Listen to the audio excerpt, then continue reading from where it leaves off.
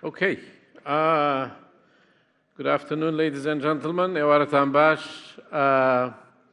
خوشحالم که لو پانلا بجداری دکین چوار پانلیستی یکجار گرین که به شویچی راستوخو کار دکن لعراق و کاریگریشیان هی لسروتی عراق و کاری عراق بویا گرینگه که روانگو دیدنی اوام زانین ولبروی هموشیان به انگلیزی قصد دکن بویا منیش دیگورم بو انگلیزی. Good afternoon, ladies and gentlemen, and thank you for being here. We have a very distinguished panel for you today. Each speaker represents an extremely important entity, country, organization, that they have direct contribution to Iraq's stability and reconstruction of Iraq, and they are important players in the scene. And the title of our session, which is Global Support for Stability and State Building in Iraq, Challenges and Opportunities. And we would like to really have first-hand conversation with them and hear from them as how they have contributed to the stability of Iraq and what challenges they have faced. So, in no particular order as such, I will go to each one, and I have a universal question, so to speak. Tell us, what have you contributed for the stability of Iraq in the past years? And after that, we will have a second round of questions, and then we will come to the audience, that I very much hope that they will pose questions rather than make long comments in order to get as much as possible from them. For the benefit of the discussion and debate. So I would like to come to Ulrich first. And Ulrich has been here, Canadian ambassador, for 2 years. Unfortunately for us, he's on his way to go and pursue other career opportunities outside Iraq, but hope we will see him in much higher place coming back to Iraq at some stage. And he will tell us about Canada's contribution as well as his own personal experience in the state building of Iraq and what he sees in the challenges. The floor is yours. Thank you, Farhad. Is my mic on? Thank you very much. And thank you to Delaware and to MERI for the very kind invitation. I'll begin by saying a few words that I hope are not ungenerous to the organizers, which is I have to acknowledge that not only is there no woman speaker on this panel, but indeed there's no woman speaker on any panel on day one. I've spoken to Delaware. I know, Delaware, you've made your best efforts, but I think given the quality of female participation in the room, I hope that in the future we can include them as speakers, not just as attendees or moderators. So I have to begin by saying that. And I guess that's a way of saying that one of the things that Canada likes to contribute is lectures and advice. We have very strong opinions that we unburden ourselves of quite liberally. But in terms of what we do in Iraq, I'll say a few words just to situate everyone in time, right? So for us, we don't have a long history in Iraq, unlike some of our like-minded friends. We really came here in a significant way around 2016, and that was upon the election of our current government, the Trudeau government in Canada. They saw the situation. At the time, we were involved in obviously a very dire situation with Daesh having taken control of about a third of Iraq's territory. And the direction of our government then was to deploy a whole-of-government strategy to respond to this crisis. So we identified 4 countries, being Iraq, Syria, Lebanon, and Jordan, as being the core of that effort, both as the countries where we were fighting Daesh and also the countries that were most directly affected by the movement of refugees. And as a result of that, we've invested over $4 billion in those 4 countries, of which about $500 million we've invested here in Iraq since 2016 across different lines of effort. There's a military line of effort through the coalition against Daesh, as well as through the NATO mission, which we commanded for the first 2 years, as well as programming in stabilization, humanitarian assistance, development. For us, that is exceptional for a couple of reasons. One is this is one of our largest assistance programs anywhere in the world. So in terms of scale, it's rather unique. It's also unique because Iraq is probably the wealthiest country in the world in which we have an assistance program, right? So for us, we look at Iraq as an upper middle income country. Normally, it would not even be eligible for this kind of programming. Now, for us, it was a response to a unique situation, and we spent the last 5 years seeing the defeat of Daesh through to its completion, we hope. But when we look at Iraq, increasingly, we are looking at moving away from an assistance relationship to a more comprehensive relationship that is built on the usual bilateral interests, trade, investment, people-to-people linkages. For us, it reflects our sort of natural evolution of our aspirations in Iraq as a country that doesn't have any hidden agendas, right? So for us, we really look at Iraq on its own terms. We don't look at it through any other regional prism. So in a way, that's liberating because it means that there aren't necessarily the same complications and sensitivities in our relationship. But then it also, imposes certain responsibilities. I have to justify to my government and to Parliament the sums that we're investing here. I have to demonstrate results, and I have to show that the partnerships that we're engaged in Iraq across different lines of effort are the right ones, and that the partners we're working with are serious about the work that we're doing. And I'm happy to talk about some of the challenges that we've experienced, certainly in the time that I've been in Iraq. More and more, my conclusion that I'm coming to is that the problems that remain, the issues that are keeping Iraq from climbing back up the Human Development Index. I noticed last week that it's fallen now to 123 out of 180 or so countries. What's keeping it from moving back up are issues that, by and large, donors cannot fix through programming. We're happy to provide technical assistance and things like that, but increasingly, I think we're running into core issues of governance that only Iraqis can solve. And so I question whether, more assistance, more aid is going to have better results than what we've witnessed in the last few years. Again, in a sense, we're the victims of our own success. We can declare victory to a certain extent and say that the situation in the year 2021 is vastly improved from when it was in 2016 when Canada first decided to make this significant investment. It's vastly improved from even when I arrived in Baghdad in November of 2019 when we saw scandalous levels of violence being deployed on the streets of Iraq. I feel personally rewarded that I've seen the process through to the recent elections. We can talk about what those results mean, but there's certainly signs that are very encouraging. And so I will be going back, to my system and to make the case for, not a short-term assistance relationship with Iraq, but a medium to long-term partnership. Perhaps I'll pause there. Thank you. Ulrich, Matt, more or less, aid and assistance and all that is more aid, more assistance, as Ulrich says. It's very much up your alley in a way, and you've been involved with that. But the same thing, how you have contributed to that, and as well as the stability of Iraq. If you give us a brief background on that, and the floor is yours. Well, of course, Farhad, thank you very much for leading us off on this, and thank you to Dilawar and MERI for this opportunity to, in person, be able to participate in an event like this, and I'm sure we're all happy to be here for that. Thanks, my colleagues. I do want to mention, joining, of course, the absence of women on this panel, but I'm very, very happy that I'm joined here today, our Deputy Assistant Secretary of State, Jen Gavito, who is here, and will be participating in one of the panels tomorrow. For the United States, of course, we're very proud that at the most senior levels of our government and in the State Department, we have women who are representing the U.S. point of view. The issues, of course, what I thought I'd do is begin with sort of the broader strategic objectives of the U.S. is how we see this, and focusing on the portion of this that talks about opportunities. As many of you know, we have a strategic framework agreement in place that lays out the roadmap for U.S.-Iraqi bilateral relationship. It's been in place since we signed it in 2008.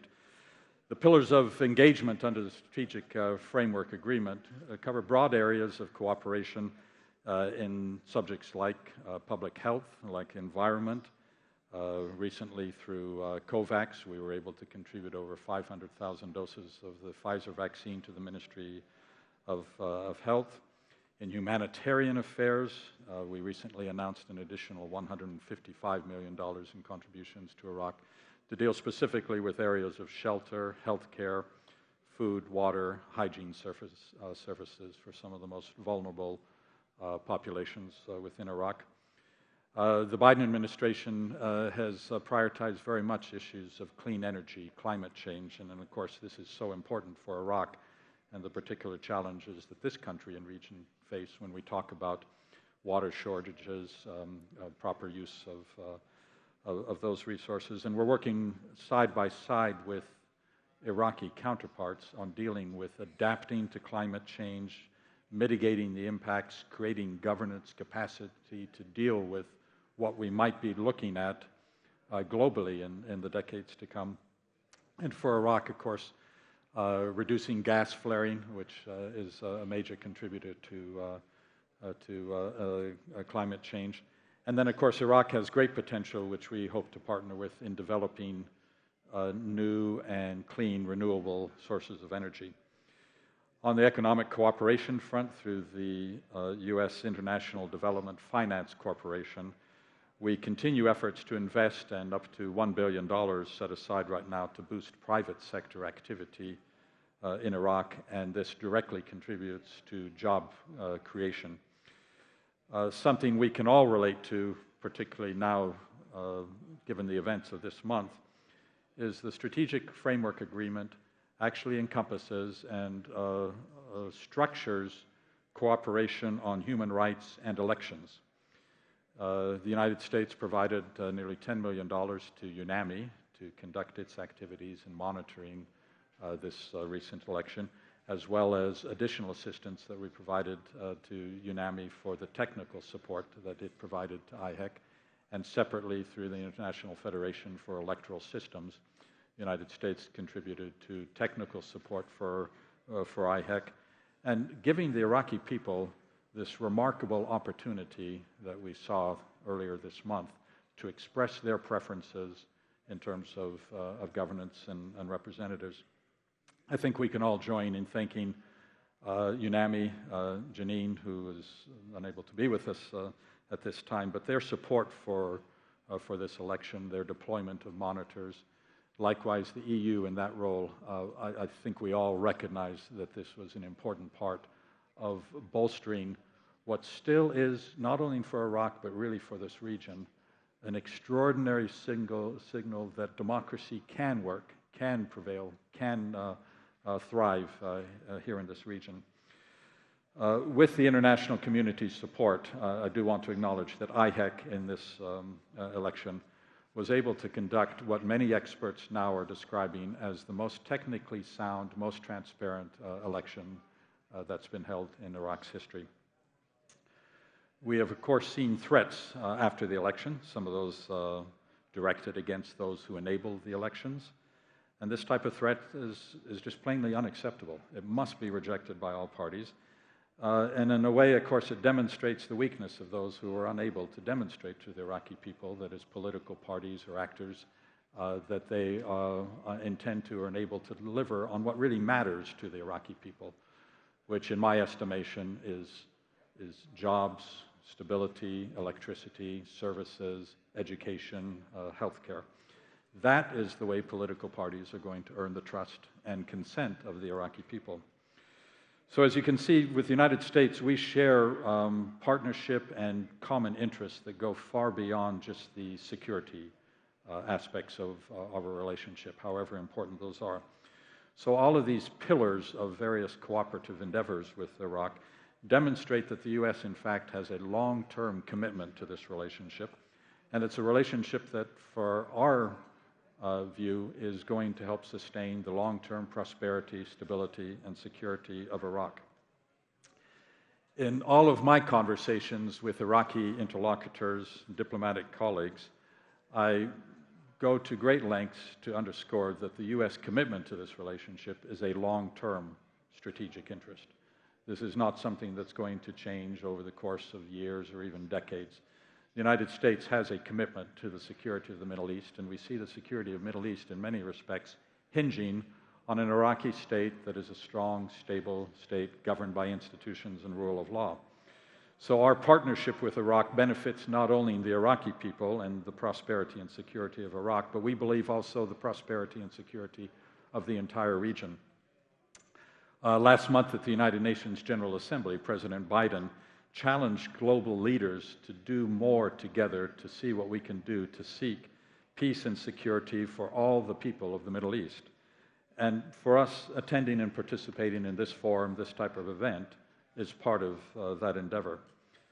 We believe the Iraqi people deserve the right to express their will and form their government without external interference.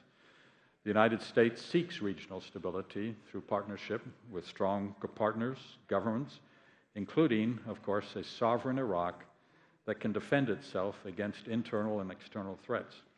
And we're committed to remaining a solid partner over the coming decades with Iraq. This is a long-term relationship. So with that, I'll end my comments. Look forward to hearing both the comments of other colleagues and, of course, questions from those in the audience. Thank you. Thank you. Thank you, Matt. Martin, I know I gave you time to take your just rest as you came very fast to be present here, and thank you. You are new to Iraq, so we're going to go easy with you. But I'm sure you've been a fellow of Iraq and you have worked through the ministry in Germany with Iraq and Iraq programs. So although you're new in the country, but you are pretty familiar with the German contribution to Iraq as well as the programs and aid programs that you have had and your funding and all that, and you have contributed to the stability of Iraq. So you can tell us a little bit more about that and how you see it. Yeah, thank you, Farhad, for having me. It's a real pleasure being here, and I'm absolutely happy that I made it. Germany is a small, medium-sized country, so I would not dare to compare our efforts with those of the United States. But when Ulrich talked about Canada's approach, I felt that basically all of it, everything he said about Canada is also applicable to Germany, with perhaps one exception. To us, Iraq is not a far away, not a distant country. It's our neighborhood. And the stability in Iraq has a direct impact on the situation in Germany. Just to give you one example, that's the whole issue of migration. So we are very close to the country. We have been with and in Iraq for more than 100 years, but today we talk more specifically, and when we take a look at the period since 2014, I can say Germany was a member, was part of the coalition of the fight against Daesh from the very beginning. We did that on the military side, where the German army made a substantial contribution, but we did it also on the development and stabilization side. Since 2014, the German government has dedicated more than $3.4 billion to support various projects here in Iraq. We commend Prime Minister Kadhimi for his strong commitment to the fight against Daesh and the increasingly prominent role of Iraqi security forces. Germany also had elections a few weeks ago. We will have a new government. Hopefully in Germany we will have a government before Christmas.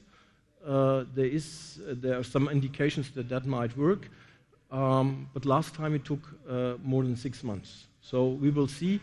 But I think, though I cannot speak for a future government, it is safe to say that Germany's role, Germany's contribution to security and stabilization and stability in Iraq will continue. We will maintain our support, and we will continue to support the fight against Daesh.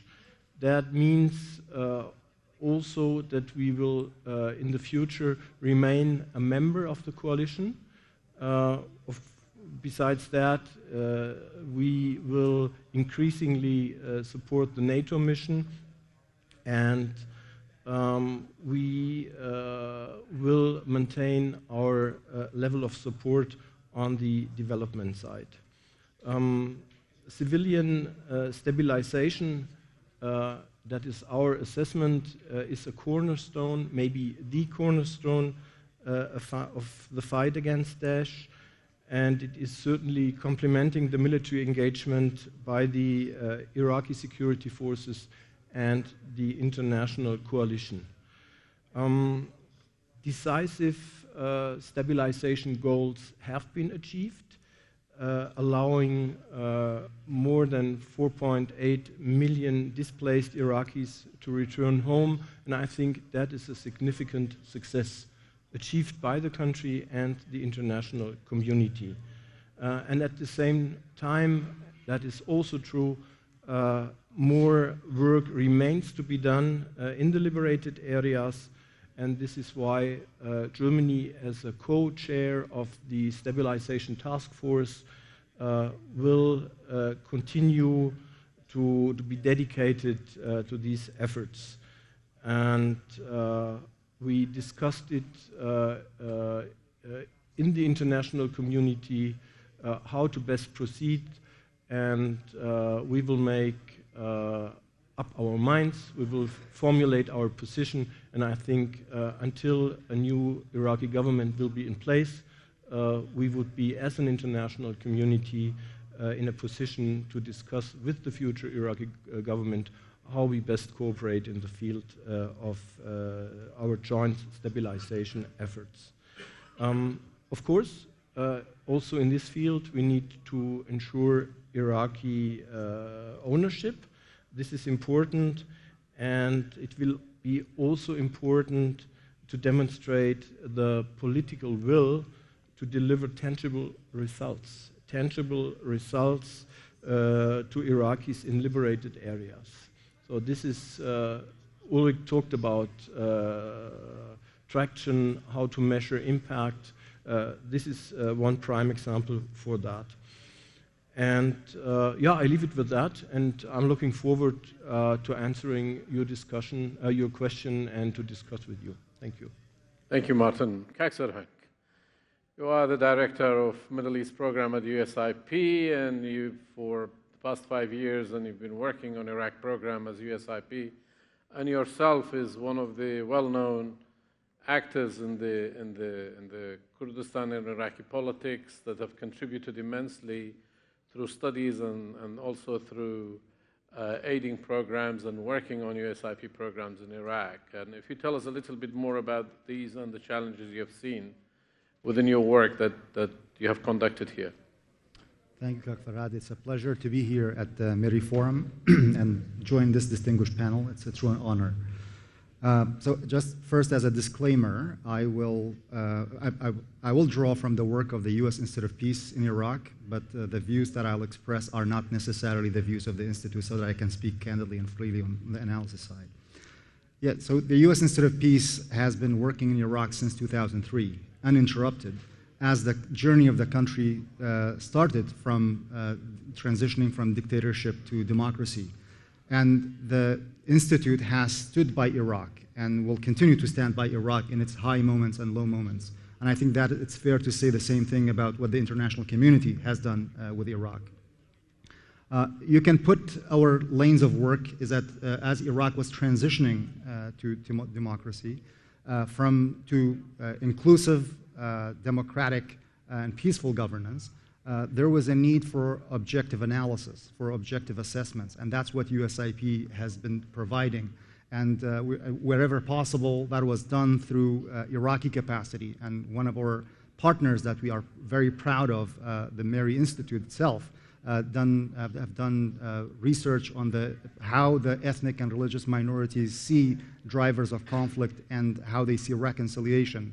5 outstanding pieces of research that they have produced on the topic.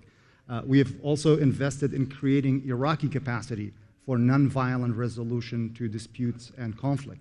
And that includes supporting the capacity of civil society organizations for the most part, like the Network of Iraqi Facilitators, the Alliance of Iraqi Minorities, and Senate for Peacebuilding, and many more. We have also worked with existing civil society organizations like the Women Empowerment Organization and others. We have one of our key partners, Ms. Suzanne Arif, who was partnered with USIP as we worked on the theme of UN Security Council Resolution 1325 for women, peace, and security. And actually, proudly we can point that actually women coalitions and civil society organizations led by women have been among the most sustainable and successful efforts in Iraq, and we are proud to have been part of that effort. And the third lane of our work, I think we can point to, is that Iraq in this transition, USIP understood that it needs a lot of dialogues at all levels, in all corners of the countries about all kinds of issues. And we have supported a number of dialogue processes. In the most recent years, since 2014, supporting dialogues in areas liberated from ISIS and as part of helping those communities stabilize has been a key corner piece of our work. We have worked very closely with the government of Iraq, federal government of Iraq. We have worked very closely with, and we continue to work very closely with the Kurdistan Regional Government. And if I can take a step back to the title of the event and focus on the word stability. This is a country and it's a region that's a long history of what's called imposed stability. But post-2003, it is our hope to help achieve achieved stability through taking the definition of stability beyond just the stability of the state and taking the stability of the state as a measure, but actually in a democracy where citizens and the media and civil society organizations and many others are important contributors to achieving stability, to maintaining stability. And looking at the strategic level, in my view, and it has been said earlier today and in many other forums, a strategic challenge for Iraq is the gap between the citizens and the state. And that has been a growing challenge in the past, and a growing gap in the past 10 years. But that challenge is where also lies opportunity. As we have seen in the 2019 peaceful protest movement, they have changed the energy of the country and they have already forced a degree of change, early elections, change of laws, and new federal court, et cetera, et cetera. I think it is important to sustain that level of change with other actions. That includes actually reactivating and new elections at the provincial level, because that's an important piece for Iraq's democratic infrastructure, and that gives us the opportunity to the youth and others to participate more. And the other aspect of stability is that usually stability, there you have the domestic, you have the regional, and you have the international. As USIP, we have really, our analysis includes all 3 layers, and we have worked with the 3 embassies and with other international organizations. But our work, our reconciliation work, our community work has been really mostly at the domestic level, because that's where sustaining capacity could be achieved. I have examples that I can go into details that offer ideas and solutions where we can. I can go that to, excuse me, during the Q&A. Great. Thank you, Dr. Frank. I'm going to come back to Matt first. Matt, in terms of United States and Iraq, the vision is always security, military, and so on. Yet you have the strategic dialogue that you have engaged, and the last round was in Washington in July. When are you going to make that transition where the name of USA in Iraq is no longer synonymous with war and military, where Iraqis could think it should be more linked to stability, health, education, technology, and so on? Although I am aware that you have spent billions in Iraq on these sectors, and you have been supporting these sectors with big grants and big funding of these projects. Are you going to make that transition, especially now with the strategic dialogue and the framework agreement and all that? Thanks for the question. It's not the type of thing that we have a switch that we can say, okay, now's the time to change the image that we have. There are many elements that I think, in fact, have a vested interest in trying to portray the United States presence here as largely maintaining a security or military presence, which is not at all true. It is a challenge that we face, and one that I hope we can make progress on, of demonstrating that, in fact, the benefits that both countries derive from the relationship go far beyond the security aspects of the relationship, however important those may be. As I said, I think in my imagining, the average Iraqi family, as they sit around what we would kind of call the kitchen table at night, are not talking about, well, how many U.S. troops are present in the country, or what is... they're talking about jobs, they're talking about electricity, they're talking about education and healthcare. We believe, in fact, that the United States can bring benefits to the Iraqi people in all of those areas. So the challenge for us with our Iraqi partners is demonstrating that we can get beyond those who want to call themselves somehow a resistance in order to drive a particular political agenda. And I ask myself, what are they resisting? They're resisting, in effect, electricity, jobs, services, a stable state. I believe, in fact, that many Iraqis would agree that a relationship between the United States and Iraq is in Iraq's interest, just as I believe many Americans believe that our interest in a strong, stable Iraq is a U.S. interest. So if you have any ways in which you or other members of the audience can help to sort of change the branding, we'd welcome friends in Iraq who would point out that the U.S. does far more here than work with our security partners. Oh, it's a fact that you're doing a lot more. We know that, but I think it's your marketing of it is not right, in my opinion anyway. That's just my own observation. Maybe your colleagues could take it on board. Okay, point taken. Thank you. in terms of election, you mentioned you have contributed $10 million to UNAMI, and I think it was today or yesterday, State Department issued a congratulatory note about the election process and its success. And one of the things that you, as the United States, are accused of is interference in Iraqi affairs, and especially when it comes to government formation. Today, this morning, we had one of the Sadrist leaders here as a speaker, and he said, we're going to form a government that is far away from interference and influence, for that matter, of United States, Iran, and Turkey. Do you think you are interfering? And will you really go back to the 2018 scenario of 3-0, or you are leaving it to the Iraqis to decide themselves? Mm-hmm. Well, I'm glad you mentioned the statement from Secretary Blinken yesterday, which reaffirmed the importance of the statement last week from the UN Security Council. It's premature, of course, to talk, I think, about government formation. We, as you know, still there's a process underway where ultimately the results of the election will be certified. But in terms of what we have said and what the Security Council has said, is we've said that the Iraqi people and the Iraqi government and IHEC deserve to be congratulated for holding an election largely in a peaceful atmosphere and adhering to processes that enable us to say that this was the most technically sound election that Iraq has held. And by that we mean that by polling data, by experts and everybody who's looking at this, if you were an Iraqi and you cast your vote was counted. If you didn't cast a vote was not counted. And that's important, and I think that now as many people are looking at the results of this, they're saying this was an election. So our approach and our call is for all people to, first of all, of course, work to form a government and take the next steps in the same peaceful spirit that largely prevailed during the period of the election. There should not be resort to threats or intimidation as this process moves forward. For the United States, we support a government formation process that ultimately reflects the will of the Iraqi people. The Iraqi people want a parliament and a government that reflects the diversity of this remarkable country. And ultimately, they want a government that will advance the interests of the state of Iraq and the Iraqi people.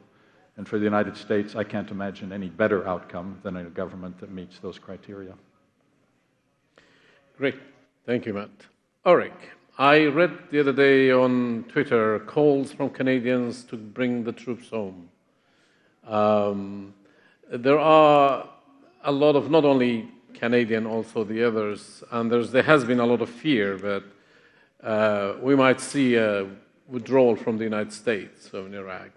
What is your position if something like this happens, and how that affects your program in working in Iraq with the stability and all the programs that you have in terms of this kind of eventuality?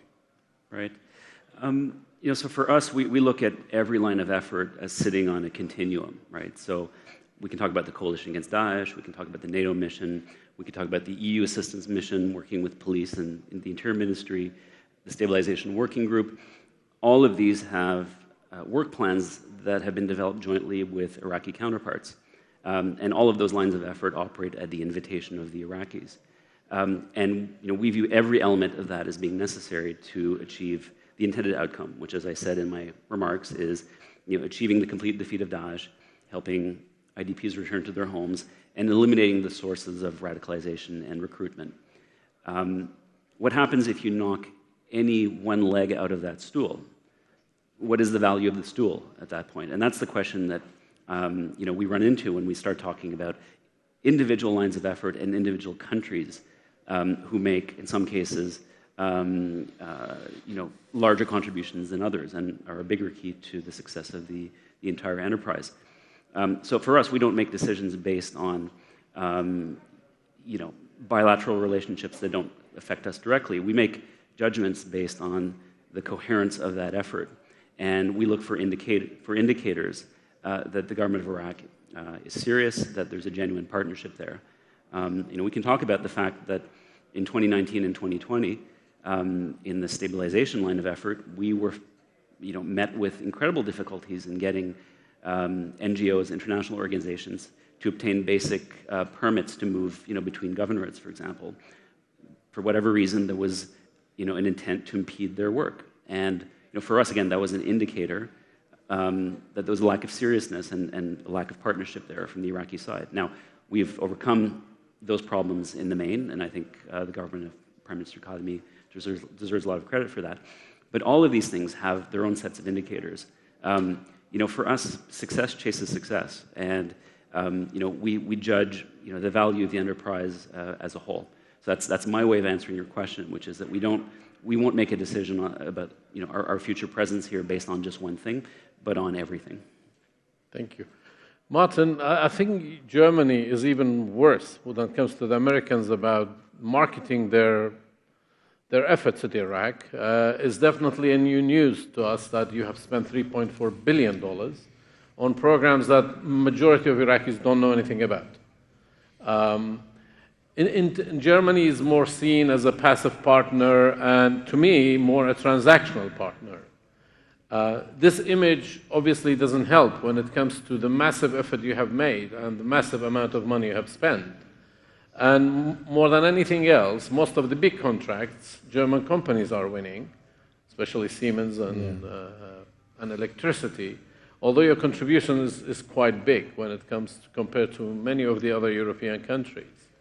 How are you going to work on that? And as well as that, your contribution, if it's transferred more to beyond energy, to other sectors of Iraq, to rebuild Iraq and get the stability achieved. Yeah, thank you, Farhad.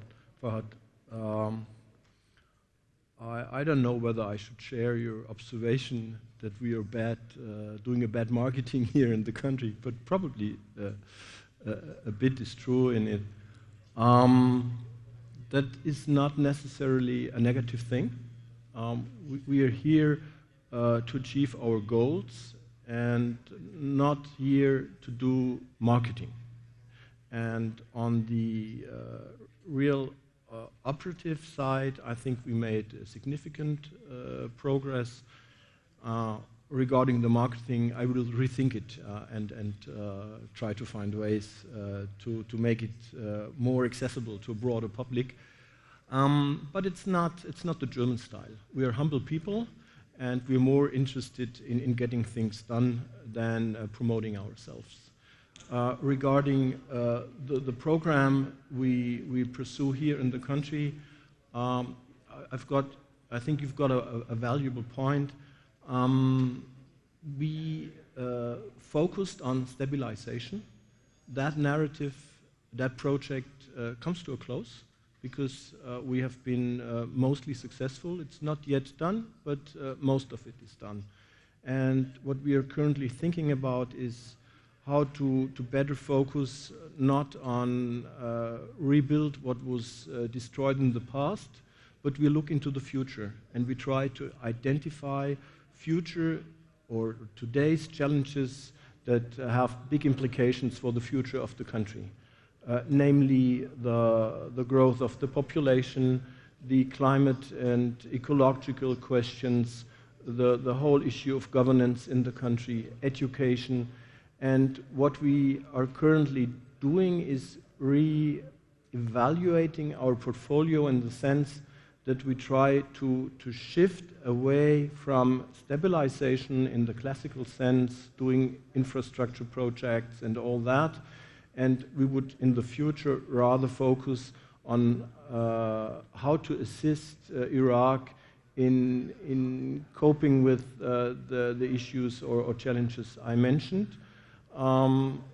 Here I find interested partners on the Iraqi side who are interested in doing that with Germany and the European Union and others, and we would be happy and will be happy to join these efforts.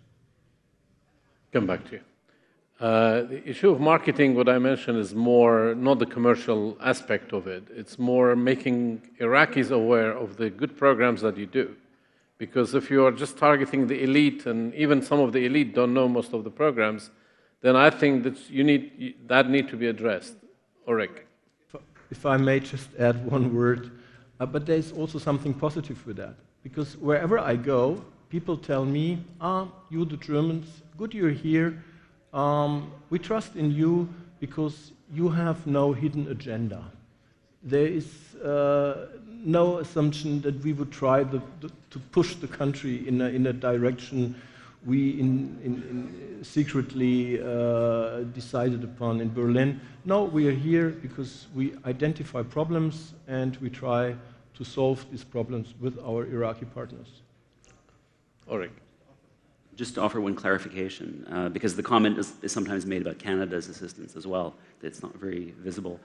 Certainly in the area of stabilization, where Canada and Germany are two of the larger donors, there was a deliberate decision made not to seek visibility and credit for our work, because going back several years, the idea was to help position the Iraqi government as being the arm that was delivering reconstruction assistance in liberated areas. And the Iraqi government is a partner through the funding facility for stabilization run by the UNDP. And again, there was a deliberate choice made to let the branding be Iraqi, because it's all about sort of building up the credibility of the Iraqi partner in rebuilding those areas.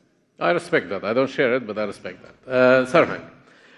Kak Sarhang, Ulrich mentioned about obstacles and permits, especially for organizations working here, and I'm pretty sure you have seen a lot of that. If you advise the Iraqi government as an organization working here, and as well as that you are a commentator and observer, and you know from outside the problems that the international community face in Iraq, what would you tell the Iraqis to do to make your work easier and make it work? Thank you. Thankfully, as USIP, we have not faced that challenge ourselves. We have always had a good, positive relationship with the government in Baghdad and here in the Kurdistan region. But the general environment for international organizations and civil society organizations is one that could use improvement. I think facilitating access and visas has been a recurring problem in the past. Second, Civil society in the South in particular. I mean, in Iraq's journey is relatively new with civil society, and civil society organizations are usually perceived as being agents of the West and things of that. The most recent in the past few years has been in the south of Iraq, where people have been harassed and not been allowed to do their work. And as I described earlier, stability is a shared responsibility, where the citizens play their part, where civil society organizations play their part, where tribal leaders play their part, where religious leaders play their part. And I think looking at that wide prism, that civil society is a partner, international organizations are a partner, that narrow view of agendas and conspiracy theory has not helped Iraq, and it will not help Iraq.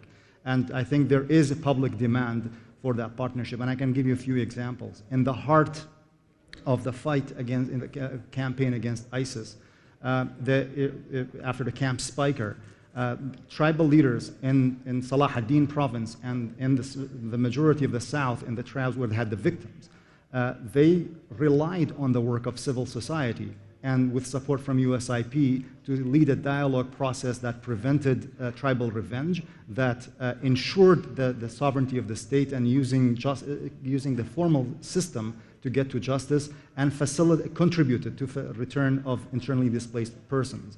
A more recent example, on October 2nd, as the Iraqis and the Iraq Watchers were focused on the elections, on October 2nd, 72 tribal leaders, the Confederate level Shuyukh al-Umum, gathered in Baghdad, signed an important covenant where they decided that they would ban some of the customary tribal practices, like forced marriages, like the tribal dagga, where violence is used against another tribe. It's a long list of things that they wanted to reform. That was enabled by civil society-led efforts and enabled by international support effort. There's no agenda in that. The tribal leaders recognized that stability in Basra, for example, in other provinces, it's not just ISIS that is a threat, tribal violence is a threat.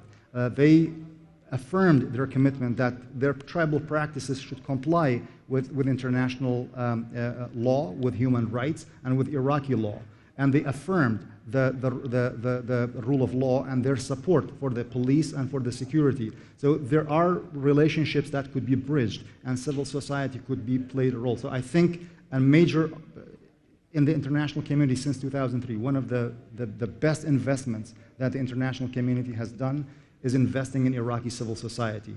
The governments have changed, the military situation has changed, civil society stayed steady, growing, maturing, playing critical role. I think that will be a worthwhile investment for the international community to sustain, and for the Iraqi society to tap into, and for the government of Iraq to facilitate their work as well. Thank you. I'll go to the floor. We'll take some questions and then come back to the panelists. Ladies first, even if you are president of MERI. Talar Khan, then I'll come to you. Talar Mumtaz Nouri. Appreciate that the marketing is not your concern. Your concern is the contribution. But I'm not comfortable saying it, but Iraq is one of the winners in the race of corruption. When it comes to your contribution with those big amounts that we are mentioning, what is your mechanism? How you monitor, how you audit? Because we know that the execution is not done by yourself. And are you happy with the results? Because there are certain, let's say, sectors that you've been working on it for quite time. I mean, do you see value money? Do you see there? Is there any kind of different way of approach involving the Iraqi government to at least detect the actual need and detect the actual mechanism needed to execute that thing? Again, I appreciate. Who are you addressing this question to? All of them? To three of them. To the countries that they are not. Zorbash. Their concern Zorbash. is not. Because, just to add one more thing, the NGOs is converted to a successful business nowadays, and even is considered as a business startup in some of the projects that you fund. for me, is not a good indicator, or let's say, is not an indicator that really with the approach that you have or with the contribution that you have, you would see the result. So that is my question. Thank you, and I appreciate it if you keep it to questions. The lady in the second row.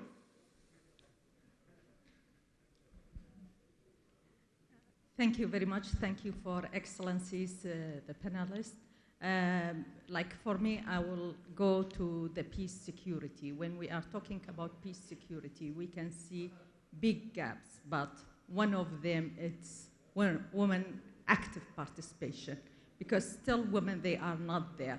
Women, they are not part of the peace and security process. They are not part of decision making. Thank you for all your support to Iraq, but we want to solve the root causes, not only to support. Women issues remain to be the responsibility of civil societies and international community and organization, but it has to be changed to be part of the responsibility of government. Unfortunately, Iraq led by male mentality, which means led by half of the mind of Iraq, and marginalized the other half of this society. So how you can support the participation of women and involvement? They have to be part of the decision. Not only that we have women in parliament, it means women, they are well represented. So we want to see women in decision. We can see this form also reflecting the same women participation in government and parliament. So this is the mentality. And this is not the real democratic when we are saying we are a democratic country. Democratic, it doesn't mean only to have a parliament and government and the agreement between parties. Thank you. I think your message received. Participation of women, youth, and the marginalized minorities. So, and also, of course, transparency, accountability, and justice for all. So I hope if we all work on this, how to support, because we are part of this country, but we cannot see our space in it. Thank you. Thank you. Tanya Khan. Tanya Khan. Ladies first. Tanya Khan.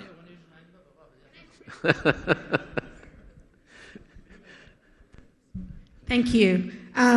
Definitely kudos to all the moderators that they're actually allowing the women to speak first. My name is Tanya Gili-Kailani. I want to start off by saying that I want to thank you all for what you have done in terms of helping the Yazidi survivors from the ISIS war. I think it's very important for us to recognize and realize that, you know, this was a step. The first step was the liberation of these areas. But I want to say here that it's very important to continue to support these survivors and ensure that the survival law that we have had, that has been passed in Baghdad, does get implemented. However, there is the issue as well of justice for these survivors. And I think that is very important to be done on the international level, not just inside Iraq, because what happened to the Yazidi women especially, and what has happened to their children, I think it's something that is a matter of international, it's a whole international opinion that needs to be worked on. Thank you. Janavad.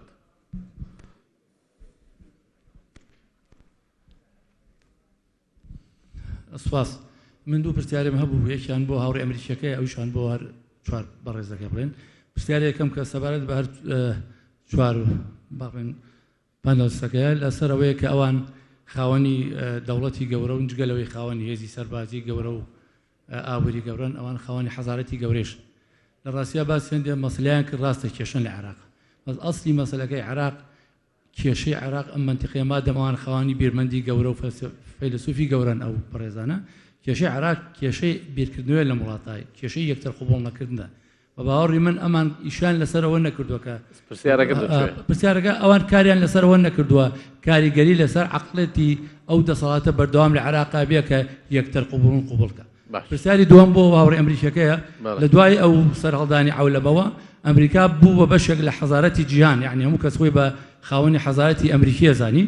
وبەڵام هەنگاو دوای ئەوەی ڕژێمی عێراقیشیان ڕوخان و بەڵام ینی دەرکەوتەکان وا دەرکەوتن ئەمریکا ڕاستە شەڕی ڕوخانی عێراقی بردەوە بەڵام سەر ئەو پرەنسیپانەی کە بۆی هاتوو بۆ مەسەلەی دیموکراسی و مافی مرۆڤ تا ڕادیەک دۆڕاندوێتی بۆ نمونە سەر مەسەلەی ئەفغانستان دوای پاشان لە کوردستان ئەوان ئەو پرەنسیپانەی بۆی هاتوون کەوتونەتە ژێر پرسیارەوە بڕات. پەیامەکەت گەیشت. زۆر سپاس. دکتۆر لاوەر.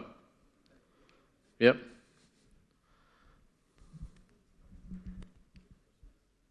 Just a quick couple of things. One, MERI accepts all the criticism. We tried our best, and our best is not good enough. But we had more women dropouts, including this session where Janine was meant to be sitting right there. I want all the speakers to address one issue, one big issue. That's barriers for progress. You guys spend efforts, you read about Syria, about stabilizing Iraq, helping. But if the local leaders, where the onus is, the responsibility is, if they don't help you to help them, how long are you going to carry on? So the issue is, I'd like you to pinpoint the key barriers for progress. You need institutional partners, you're not getting it. You need reciprocation, you're not getting it. You need focused partners in Iraq, you're not getting it. This must be frustrating for you. But we need to actually pinpoint and address the Iraqi policymakers, especially the new government, to say where you would like to see major improvement in terms of partnership, where you can actually help, and that includes leaders, institutions, as well as joint investment. Thank you. Janab. I'm Baysaran Naqshbandi. I'm going to direct a very short and sharp question to Matthew and Orlik. Mr. Ambassadors, in your journey to help Iraq better stabilize and become a better state country, have you done or are you planning to put any efforts in reforming the judiciary system in Iraq, including the Kurdistan region, and also in the aspect of fighting corruption based on systematic approaches, not based on small pieces here and there and small projects? Thank you very much. Thank you. Doctor, then I'll come back to you for short answers because too many questions I know. Because I have a lot of hands on this side that I need to take also.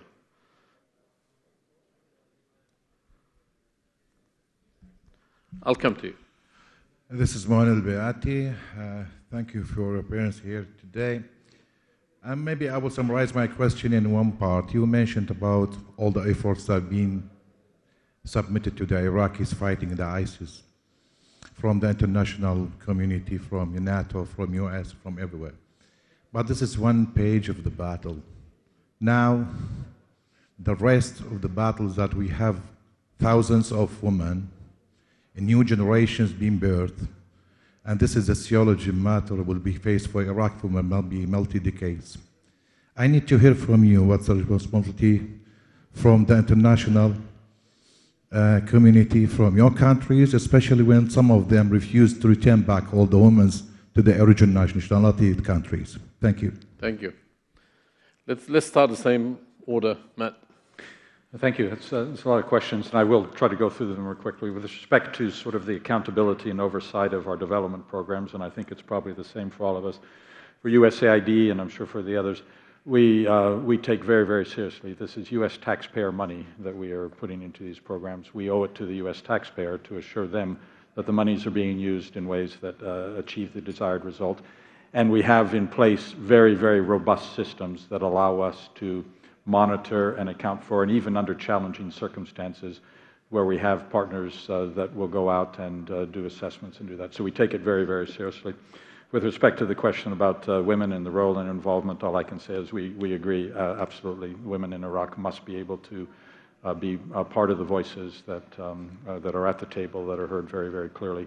And in every way we can, we try to develop our programs in ways that enable women and other elements that traditionally have been marginalized in this society to have a seat.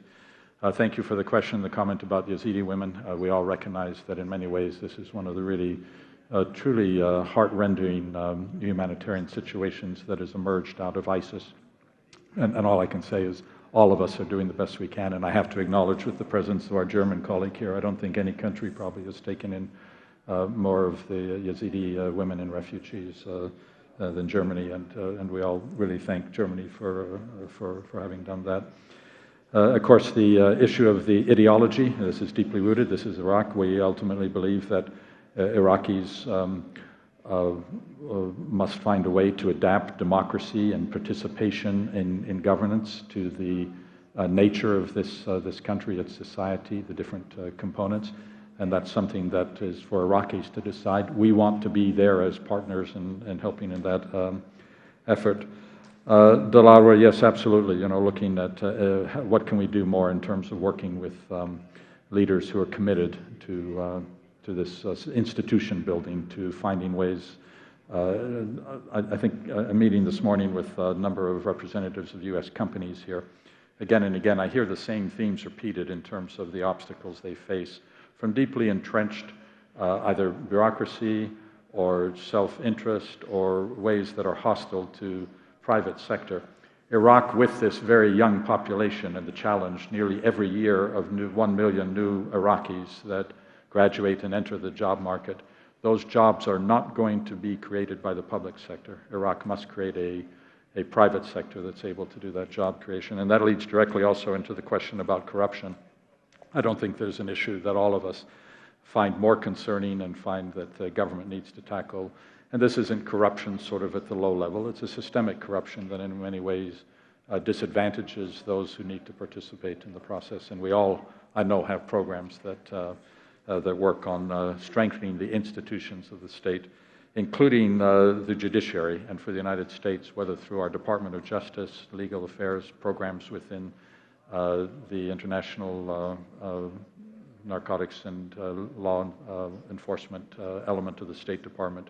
We work with the judiciary, both in country and out of country. And then finally, of course, the whole issue of, again, how do we help Iraqis to incorporate the rising generation, women or others, to be part of that? We would say amen to that. What can we do to help? We want to be there supporting it. All right. A lot of questions. Yeah. So you did great with that. Well, they were very good questions, and I think there's a common theme to most of them, whether it's the role of women, whether it's corruption or reform of the judiciary, which is the dilemma about the limitations of programming by outsiders. I think, as I said in my opening comments, I think we're starting to run into the problem where the issues that remain hardest to solve are ones where there is no ability for outsiders to substitute themselves for decisions by the Iraqi government and by the broader political consensus. To the question about corruption, first of all, we don't program directly through the Iraqi government, and we have a high level of confidence in the international agencies that implement for us. But I think the bigger issue is, or the bigger question is, over the effectiveness of our programming. And so I question increasingly the relevance of programming that is aimed at, for example, awareness raising about corruption or the role of women and things like that, because Iraqis know what the problems are. And so further diagnostic work is not what's necessary. I think what's needed, obviously, is a strengthened domestic consensus in Iraq to get past these issues. And again, not something that donors can substitute themselves for. And to Dilaura's question, what are sort of the deep-rooted obstacles to progress? I would say that the existence of non-state groups that seem to be able to exercise a veto over government decisions or over decisions by the private sector, that's something that's very difficult for us to deal with because, of course, as foreign diplomats, we deal mainly with government entities. And so, again, finding a way to marginalize non-state groups and to strengthen the Iraqi government so that we have one address for decision-making, one clear set of rules that apply to everyone, a level playing field. These are the obstacles that we're still running into. Wonderful. Martin? Thank you. Many good questions. Starting with the question, corruption. That's a big issue, and it's an endemic phenomena in the country. Regarding our own projects, I'm pretty sure that we significantly reduced the risk of corruption when implementing them. We do that by implementing through German implementing organizations, namely GIZ and KfW, meaning we have the control over the whole process, and we try to work with local partners, which are closely audited and controlled. But of course, nobody can exclude that. And this is, I admit, no answer to the fact that corruption in the system is so widespread as you correctly described it. Women, we have programs specifically dedicated to foster the position of women in Iraqi society, but we do it also as a regular thing that we check every project we do in the country, even like building a bridge. We always assess the impact on women, and we try to figure out how to bring in women in implementing these projects. Your question was was the perfect one. What to do with people? Do we need to force people to accept our help? No, we don't, but in practice, in reality, the situation is always more complicated. Just let me mention one thing. We promised to the Iraqi people that we would deliver COVID-19 emergency hospitals. We did that, but till today, none of these hospitals is operational, and not because it's not wanted by the community where they should be, but because there is a huge bureaucracy in between. And therefore, it's difficult to say, who would you punish? If I decided, I stop these hospitals because it's enough, the bureaucrats making us trouble to implement them wouldn't be bothered. Yeah? So that's a complex thing. And maybe one word about the question, what is the most important, the central focus of our work? That's indeed our attempt to refocus on future challenges. And there is a lot that would need to be rebuilt in this country. But that's not easy if the political class, the country, is mostly preoccupied by keeping it stable. So I think it's too simplistic to say either you change the country or you keep it stable. It will be a huge challenge for the future to find a way to combine both. And there is a huge responsibility with the future government to deal with these things. Thank you. You can comment on whatever subjects they raised. Thank you. All very great comments, and I agree with the importance of the premise of what they asked about. And if I may actually start in reverse order and focus on the question about the women and the human legacy of the conflict with ISIS, I think as Iraq focuses on elections and government formation and other aspects of challenges of the country, one issue to not lose sight of is the human legacies that the conflict with ISIS left behind and is still lingering. And a key component of that are the people who are perceived or accused of or are actually members of ISIS. We have 30,000 Iraqis in a whole camp. Only a few hundred have been returned just before the elections in the Jeddah camp south of Mosul, stuck there. Their communities are, there are barriers to a return in the community. There are barriers to the return through the institutions of the state. It needs sustained effort, but a good amount of that effort is an Iraqi effort. There's just a difficult internal Iraqi conversation about if you leave those people vulnerable out there, what is the alternative? And there are Iraqis who recognize that, okay, it's either back to ISIS or other armed groups, criminal gangs. It's not a good outcome. And the views have been different. There are those who view Al-Hol as kindergarten, the biggest kindergarten in the world, and there are those who treat it as the biggest ISIS university. And neither camps have actually been able to move much on the Iraqi piece. The Syrians have started, the SDF has started to release some of those people to their communities. And in Iraq, through our work, the work of the U.S. Institute of Peace, local reconciliation, the tribal leaders are ready.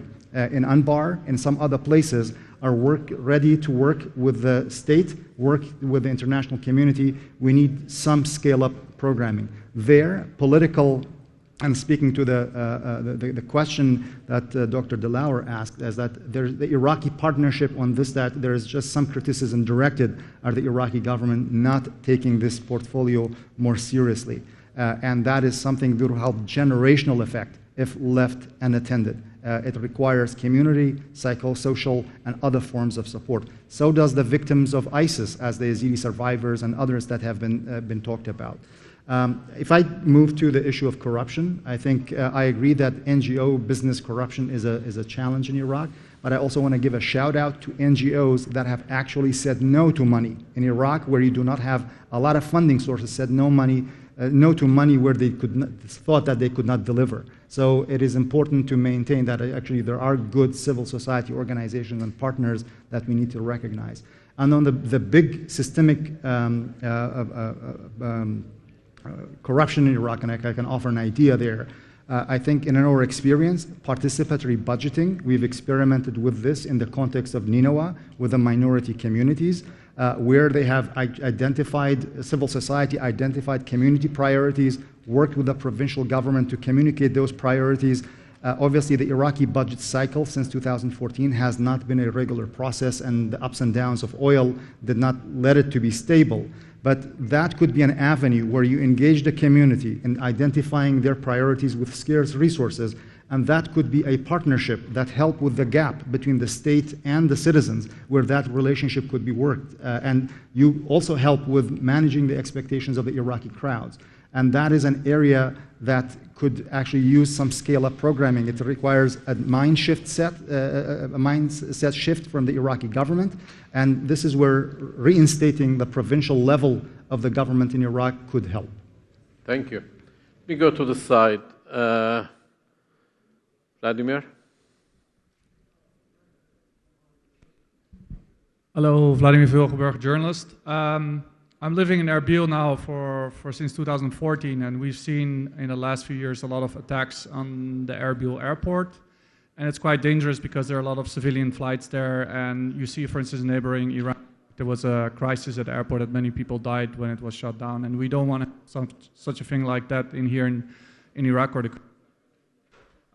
So what does the, for instance, U.S. ambassador think he can do to pressure the Iraqi government more to stop these attacks in Erbil? Because even myself, I was like 100 meters from one of those artillery attacks, and there was one Syrian refugee that died in one of those attacks. So can the U.S. do more to pressure the Iraqi government to stop these attacks? Thank you. Can you pass it to the gentleman behind you? Yeah. Hi, I'm Othman Ali. I'm an academician. I have one comment and a quick two questions. Please keep it to the questions. Yes. Well, the comment is also very important for His Excellency, Mr. Matthew. The KRG owes its existence to the great sacrifice of our Peshmergas and the support the United States is giving it. Mr. Matthew, please keep in mind, your help is not only to 4 million people living in KRG. It is 50 million Kurds are watching your treatment of KRG, which has been so far very successful and very appreciated. I have one quick question. Your friends in Iraq and KRG in particular are quite afraid, quite concerned that Afghanistan style might repeat itself in Iraq. How are you going to assure us that this scenario is not going to happen? Because Kurdish people have also, unfortunately, a long history of U.S. failing us at critical points. My second question is to Mr. Shannon. As you are living, what will be your advice to CEDA in Ottawa, how to help the democratic process in KRG? Thank you very much. Thank you. I'll come to you, then Kakiwa, then you, then you. Thank you very much. I'm Hadi Salimi, Rujao reporter. I have two questions for Mr. Ambassador Matthew Tuller. From 2003, there is a very common and classic saying among Iraqi people that they commonly say that the Prime Minister of Iraq has been appointed by Washington and Tehran. How much do you accept it, and is it still true that Tehran and Washington has been defining or appointing the Prime Minister of Iraq? And the second question is about withdrawing of United States. How much does it like happening now, and is it still in process or has been stopped? Thank you. Gentlemen, yeah. Good afternoon, ladies and gentlemen. I'm Mohammed Sharif. I'd like to address my question to Ambassador Tuella. Your Excellency, there's a very well-known American political scientist called Professor Michael Gunter. He has said over and over again, quite frequently, that Iraq only exists in the imagination of the US State Department. Are you, the United States, willing to consider other alternatives for Iraq? For example, at least, President Joe Biden's 2006 article in the New York Times, which he co-wrote with Leslie Gelb, which is Unity Through Autonomy in Iraq. Thank you very much. Thank you. Kakiwa. I'll come to you next.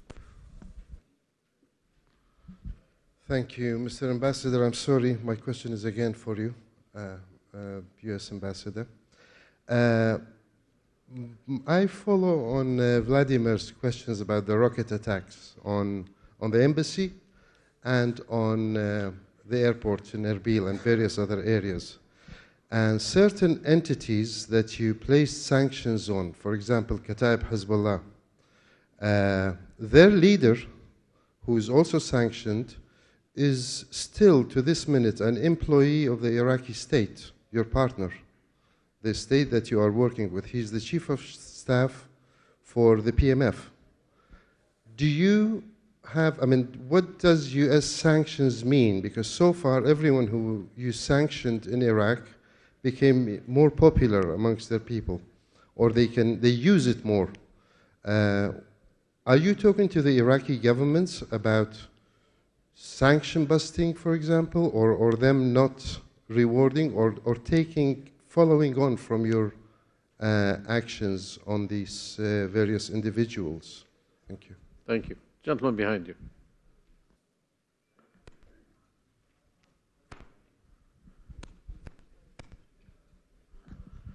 كويت من تكريت.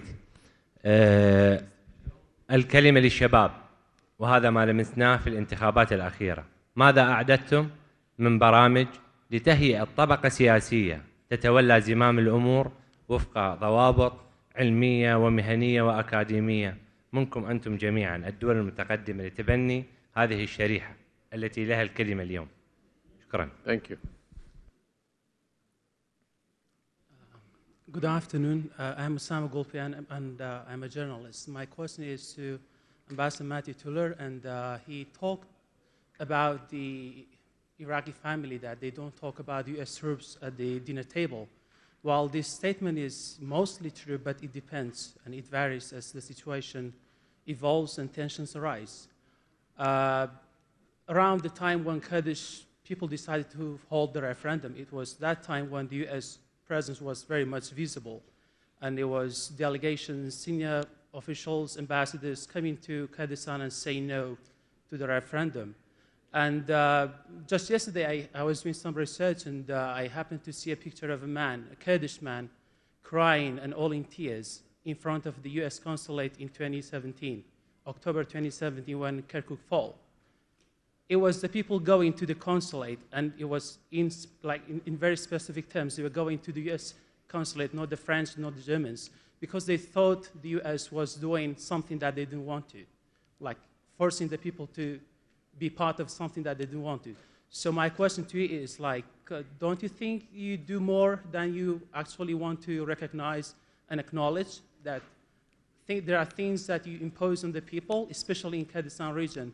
And just bear in mind, the previous people were talking about the attacks on the airport. And it's mostly because there is a U.S. presence. And there are a lot of reasons why this is happening to Kurdistan, because we host you, and no U.S. troop was shot at, let alone killed, in the Kurdistan region. And that was the benefit of having you here. So don't you think there is a lot that you are responsible for, but you're not willing to acknowledge? Thank you. Thank you. Well, the barrage of questions to you, Matt, but I'm going to come back to you last. Martin, can you address the thing about the youth? The gentleman from Tikrit mentioned, what programs do you have for the youth? And especially that the upcoming election, the new parliament will have plenty of young members. Yeah, thank you for this question that points to the right thing. I think the youth is playing a crucial role, and the youth is the one thing that really gives me hope in Iraq, because we have an active and informed youth. Of course, not all the young people, but there's a smaller group that is feeling responsible for the country. Just give you one example. Somewhere there, I think in the last row, is sitting a young colleague from my embassy. He joined this conference, and he did not so because I sent him or even paid his ticket. No, he did it out of personal interest. He took one day off and said, I'm going to Erbil because I want to listen what these people discuss about the future of my country. And in order to support these young people, we set up a number of programs, initiatives, and I would really kindly invite all young people gathered here, get in touch with us, let us talk about how we can support you. And if I may answer another question, there was one comment, one remark about is Iraq to be compared with Afghanistan? I served as German ambassador to Afghanistan, and my answer is no. I strongly advise you not to compare Iraq with Afghanistan. These are two completely different things. Of course, every country in the world can fail. There are always risks in Iraq, specific risks, difficult risks, but I strongly advise you not to compare both countries. These are completely different things. That would go far too much to discuss that in detail here, but I invite you to have this discussion with me, but please don't do that. Yeah. Ulrich, if you could address the youth issue, and there was a question to you about Canada. Yes, so I'll merge those two questions. So, I mean, I'll do the grace, to my colleagues in our development agency not to give them specific advice on what programming to support after I'm gone, but I think my general advice will be to look for evidence of seriousness on the part of the Iraqi partner. Look for evidence of buy-in.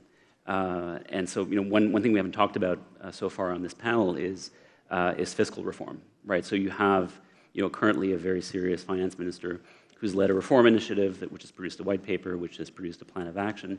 That's the sort of thing that is easier for us to support, just because you see clearly evidence that there's been serious work and a genuine political will to make change happen. I think the sort of broader requests that we get for capacity building in various ministries, again, I would urge our development colleagues to take a skeptical eye and say, what have those ministries done within their own resources, right? How much work have they assigned, and how much of their own resources have they assigned, if this is important? And if you see evidence that it is, and that they've invested labor and energy and time and money, then to me it's easier to recommend a partnership. Interestingly, one of the points I was going to make was that in the wake of the election results, I think women and youth is clearly one area where programming that Canada has done in the past, working with especially women candidates, I think has paid off. And so I suspect this will be an area that we will continue to work in. I'll be discreet about the details, just because let's not be naive. We all know that there is an element of risk that comes with recipients working with programming in these areas with foreign embassies. And so I think there's an ethical responsibility for us to be, again, low-key about that kind of programming. But that is an area that I expect will be continuing to do work in. Kak Serhang, your organization works in conflict zones, and I would imagine Afghanistan was also an area that you have worked with, and obviously Lebanon and all that. How do you look at the conflict in Iraq and Afghanistan in your view, and compare what U.S. did there? Will it be reflected here, or do these fears are founded of the people that share? Because at the beginning, especially, was a real fear people had that the U.S. might do the same thing. Yeah. Well, you are dragging me into a space that is Ambassador Tueler's specialty, and I don't want to step onto that, so I'll leave that. But just my own commentary, I would say Iraq's experience with the U.S. troops withdrawing predates Afghanistan. So Iraq has that experience itself and knows from that experience where they did not actually more assertively engage the U.S. presence to the benefit of the country, and we saw the results: a vacuum and ISIS advances and a difficult mission that we are still recovering from. I think the ingredients, the troop withdrawal, is a question saying, what is the value of that? I think there is a security value, and there is the value, the signal, symbolic signal that it will give to an Iraqi prime minister, to an Iraqi government, to an Iraqi politician, to Iraqi tribal leaders. I think the symbolism of that presence is greater than the military value there, where they think that a superpower, a great power, is there at their back. So I think the continuity of that's how people will view it. But if we look at the Iraqi side, in terms of comparing the Iraqi state, I think Iraq has far greater elements of resilience. And that has also been tested in 2014. Yes, ISIS took 1/3 of the country. We had an unpleasant scenes that nobody wanted to see, surprised many people. But also we have seen the resilience of Iraq, where Grand Ayatollah Ali Sistani jumped in and helped mobilize. We saw public mobilization in the middle and the south. We have seen the Kurdish Peshmerga holding their line. Yes, they sustained some challenges here and there, but for the most part, they held their line. We have seen the Iraqi tribes, and in the areas that ISIS controlled, they put all forms of resistance. So I think Iraq has the ingredients to withstand. Second, and I think going back to the issue of the youth, I do believe that Iraq's youth are its renewable energy. That's what we need to invest in, and that has also several fold. There is what the skills and the opportunities that those youth need, and that is where training and programming could be directed. And I think this is an area where there may be more sensitivity attached to the United States, where this is where European allies and other organizations may have less political sensitivity to actually step in that space. And I'm glad that their excellencies have put value there. But also there is a responsibility on the shoulder of the Iraqi politicians right now, those who are being elected to the parliament and those who are in the political class. Iraq has enough history of its own to know where it is resilient and to know where it is vulnerable. Bloodshed has been tried time and again. It did not lead to good outcomes. They should not take the angry public for granted. I think this government formation is an opportunity to reform, and in that reform, they should create the space for the youth to find employment and look at also beyond the long term. Iraq's population is rising by 1 million people a year. Climate change is real. Water scarcity is growing. The state capacity is limited. I think that right now a lot rests on the Iraqi shoulders. The international community, the United States can help, but they cannot fix it for the Iraqis. Great advice. Thank you. Matt, you have a... Yeah, well, of course, and I know in the interest of time, I'll really try to tick through these quickly, sort of in the order, yeah. And I know we're already our time. With respect to the attacks in Erbil Airport, and in fact, I believe 8 or 9 attacks in the Kurdish region since January of this year, a new phenomenon. I'll be frank, we know that the munitions used in these attacks, the groups that conduct them, the support that they receive emanates from Iran. And this goes to the problem of Iran's so-called regional policy, We're not seeking to sever a relationship between Iran and Iraq. There should be a healthy, normal relationship, but a healthy, normal relationship between states depends on respect for sovereignty. It's unacceptable that any state in this region or any other region of the world tries to exert its influence in a neighboring state by supporting armed groups that operate outside the control of the government. Iraq needs to find a way to control this. I think there's a message intended when these attacks are conducted in the Kurdish region. You can all go through what those various messages might be.